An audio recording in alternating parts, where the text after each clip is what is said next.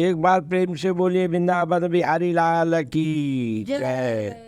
तो श्रोताओं, हम सभी लोगों के शरीर में जो है 6 प्रकार का परिवर्तन होता है। मतलब शरीर में 6 प्रकार के रूपांतरण होते रहते हैं। कौन कौन होते हैं ये इसको जान लीजिए।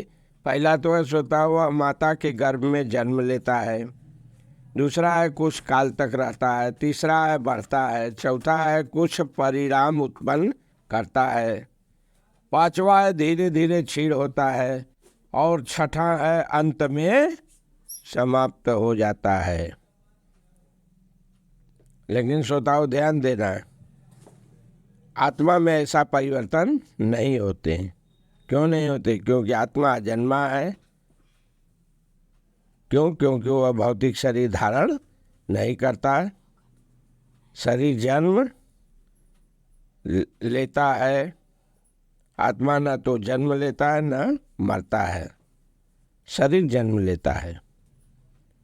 आत्मा न जन्म लेता है न मरता है। जिसका जन्म होता है उसकी मृत्यु भी निश्चित होती है। श्रोताओं ये ध्यान देना।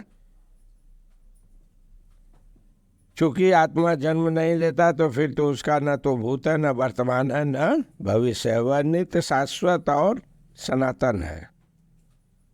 उसके जन्म लेने का कोई इतिहास नहीं है। श्रोताओं ये ध्यान देना है।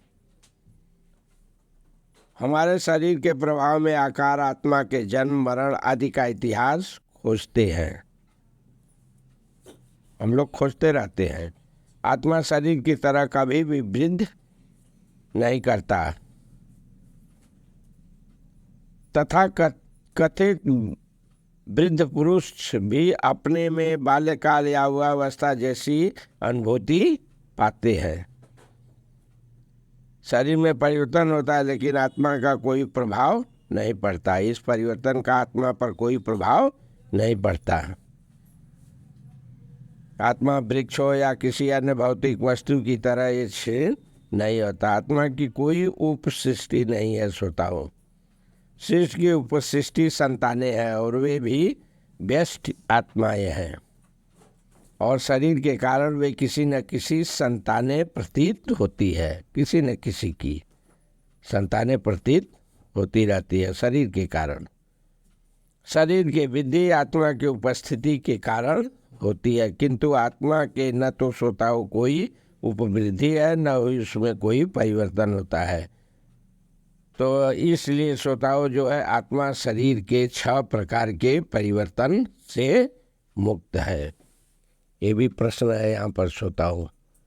आत्मा शरीर के इन 6 प्रकारों के परिवर्तन से मुक्त है, अर्थात भिन्न है। तो कथा यहीं पर समाप्त होती है। चैनल को लाइक करें, सब्सक्राइब करें ताकि औरों को जो है इसका लाभ मिल सके और जीवन मुक्त की ओर बढ़ सके। एक बार प्रेम से बोलिए श्री कृष्ण भगवान की जय।